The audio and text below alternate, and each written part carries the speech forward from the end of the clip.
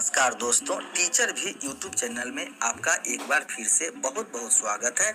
आपने अभी तक इस चैनल को सब्सक्राइब नहीं किए हैं तो लाल रंग का बटन दबाकर चैनल को सब्सक्राइब कर लें और बगल के घंटा बजा दें ताकि इस चैनल पर जो वीडियो अपलोड हो वह सबसे पहले आप तक पहुंचे। हाँ दोस्तों, लाइक करना नहीं भूलेंगे क्योंकि आपके लाइक करने से ही हमारे मेहनत का फल मिलता है। हाँ दोस्तों, शिक्षक एवं शिक्षा जगत से सभी प्रकार के खबरों के लिए आप हमारे वेबसाइट www.teacharbhi.com पर जाकर प्राप्त कर सकते हैं, डाउनलोड कर सकते हैं।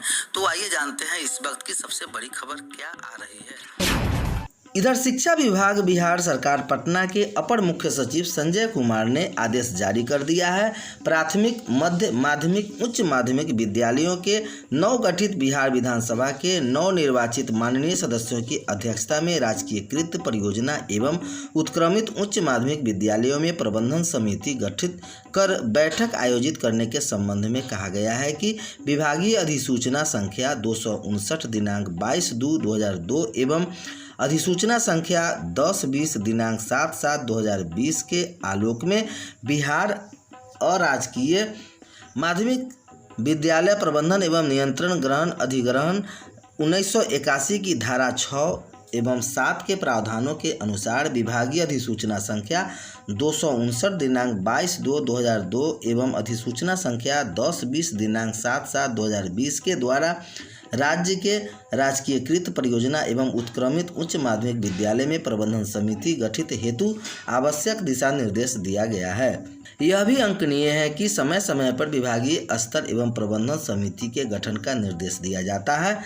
इस संबंध में यह भी अंकित किया गया है कि विद्यालय में प्रबंधन समिति का गठन क्षेत्रीय माननीय सदस्य विधानसभा, लोकसभा, राज्यसभा एवं बिहार विधान परिषद के अध्यक्ष में की जाएगी। परंतु यह पाया जा रहा है कि बिहार विधानसभा की नवगठित होने के पश्चात नवनिर्वाचित माननीय सदस्यों की अध्यक्षता में विद्यालय में प्रबंधन समिति का गठन नहीं किए जाने से विद्यालय की प्रबंधन व्यवस्था एवं विकास संबंधी कार्य अवरुद्ध है। यह संबंध में माननीय विधानसभा विधान परिषद के सदस्यों के द्वारा विद्यालयों में प्रबंधन समिति गठित नहीं होने संबंधी प्रश्न विधानमंडल के पटल पर उठाया गया है। उक्त से स्पष्ट यह है कि अधिनियम 1981 एवं विभागीय अधिसूचना के आलोक में विद्यालय में प्रबंधन समिति का गठन नहीं कराया गया जाना गंभीर विषय है और इसके लिए सीधे तौर पर विद्यालय के प्रधानाध्यापक, प्रभारी प्रधानाध्यापक जो सदस्य सचिव होते हैं उनकी जवाबदेही है कि विद्यालय में प्रबंधन समिति का गठन सुनिश्चित कराएं।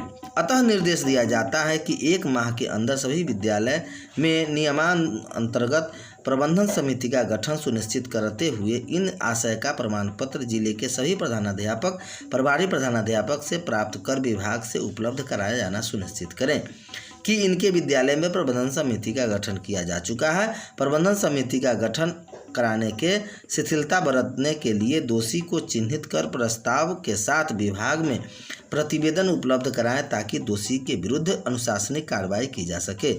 अपर मुख्य सचिव शिक्षा विभाग बिहार पटना। इधर निदेशक प्राथमिक शिक्षा डॉक्टर रंजीत कुमार सिंह ने पत्र जारी किया। इसमें कहा कि सभी जिला शिक्षा पदाधिकारी बिहार, सभी जिला कार्यक्रम पदाधिकारी स्थापना बिहार वर्ष 2019-20 में राज्य के प्रारंभिक विद्यालयों में शिक्षक पद पर नियुक्ति हेतु काउंसलिंग की प्रक्रिया के संबंध में अधिसूचना ज्ञापांक 755 दिनांक 28/7/21 के द्वारा वर्ष 2019 में प्रारंभ किए गए नियुक्ति की प्रक्रिया अंतर्गत द्वितीय चक्र की कार्रवाई से संबंधित दिशा निर्देश एवं नियोजन संबंधी गतिविधि का निर्धारण किया गया है। इस क्रम में द्वितीय चक्र के सफल नियोजन हेतु निम्नलिखित निर्देश दिए जाते हैं। काउंसलिंग की प्रक्रिया का पूर्ण अनुश्रवण करने के लिए जिस प्रकार राज्य स्तर पर शिक्षा विभाग द्वारा नियंत्रण कक्ष 0612 2215 181 की व्यवस्था टेलीफोन के माध्यम से की गई है, उसी प्रकार हर जिले में नियंत्रण कक्ष की व्यवस्था सुनिश्चित करते हुए उक्त नियंत्रण कक्ष के प्रतिनियुक्ति पदाधिकारी के नाम एवं दूरभाष संख्या, मोबाइल नंबर प्रकाशित किया जाए। यह व्यवस्था शिक्षक नियुक्ति की प्रक्रिया पूर्ण होने तक प्रत्येक कार्य दिवस पर 10 बजे से लेकर शाम 6 बजे तक अपराह्न तक संचालित रहेगी। नियंत्रण कक्ष से संबंधित पदाधिकारी का नाम एवं दूरभाष संख्या, मोबाइल नंबर अधो हस्ताक्षरी कार्यालय को दिनांक 30/7/2021 तक उपलब्ध कराना सुनिश्चित करेंगे। दूसरा, आज दिनांक 29/7/2021 की मध्यरात्रि तक प्रत्येक नियोजन इकाइयों के लिए मेरिट लिस्ट NIC के वेबसाइट पर अपलोड करने की कार्रवाई पूर्ण कर ली जाए, अन्यथा निर्धारित समय तक मेरिट लिस्ट अपलोड नहीं करने की स्थिति में संबंधित नियोजन इकाई के विरुद्ध यथोचित विधिमत समस्त कार्रवाई की अनुशंसा की जाएगी। निर्धारित समय तक मेधा सूची अपलोड नहीं होने की स्थिति में उन नियोजन इकाइयों में काउंसलिंग की कार्रवाई तृतीय चक्र में किया जाएगा। तीसरा, काउंसलिंग के चक्र में इन बात का ध्यान रखना चाहिए कि नियोजन इकाई में जितने पद के लिए काउंसलिंग की जा रही है उतने पद पर चयन की प्रक्रिया पूर्ण होने के उपरांत काउंसलिंग की प्रक्रिया समाप्त घोषित हो जाएगी। शेष अभ्यर्थी के अनावश्यक नहीं रोका जाए और न ही उनके प्रमाण पत्र प्राप्त किए जाएं। काउंसलिंग की प्रक्रिया समाप्त होने के उपरांत अगले दिन चयनित अभ्यर्थियों की सूची NIC के पोर्टल पर एवं उनके संगत प्रमाण पत्रों की शिक्षा विभाग द्वारा उपलब्ध कराए गए वेब पोर्टल पर अपलोड कर दिया जाएगा। उक्त प्रक्रिया विलंब होने से गड़बड़ी अनियमितता होने की संभावना बनी रहती है। प्रथम चक्र के नियोजन जिसका काउंसलिंग पूरी की जा चुकी है उसके संबंध में प्रत्येक नियोजन इकाई द्वारा निम्नलिखित निर्देश का अनुपालन सुनिश्चित किया जाए। चयन सूची की प्रक्रिया में विलंब होने की गड़बड़ी की संभावना बनी रहती है। ऐसी स्थिति में यदि नियोजन इकाइयों द्वारा अब तक चयन सूची NIC के वेबसाइट पर प्रकाशित नहीं किया गया हो तो उन नियोजन इकाइयों के संबंध में कारण स्पष्ट करते हुए उनके विरुद्ध यथोचित कार्रवाई की अनुशंसा सक्षम प्राधिकार के सक्षम की जाएगी। साथ ही इसके बच्चों की शिक्षा के अधिकार अधिनियम 2009 तथा उनके संवैधानिक दायित्वों का उल्लंघन मानते हुए इनके विरुद्ध दोषी पदाधिकारी तथा संबंधित नियोजन इकाई के प्रतिनिधि के विरुद्ध बिहार पंचायती राज अधिनियम 2006 यथो संशोधित एवं बिहार नगरपालिका अधिनियम 2007 यथा संशोधित की सुसंगत धारा के अंतर्गत कार्रवाई की जाएगी। यदि इस संबंध में शिक्षा विभाग के किसी पदाधिकारी द्वारा शिथिलता बरती जाती है तो उनके विरुद्ध भी यथोचित कार्रवाई की अनुशंसा की जाएगी। ऐसी सूचनाएं प्राप्त हो रही है कि अभी भी कतिपय नियोजन इकाई के चयन सूची की जांच जारी है, जिससे संशय की स्थिति उत्पन्न हो रही है। अतः इस संबंध में तटस्थ रूप के निर्णय लेते हुए चयन सूची एवं अभ्यर्थियों के प्रमाण पत्रों को अपलोड करने का कार्य एवं 29/7/2021 तक पूर्ण कर लिया जाए।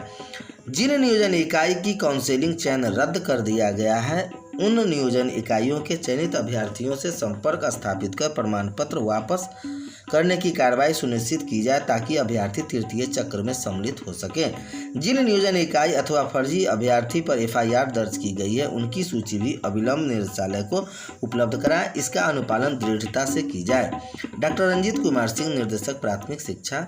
अपने ही आदेशों के अनुपालन में शिक्षा विभाग विफल, राजू सिंह।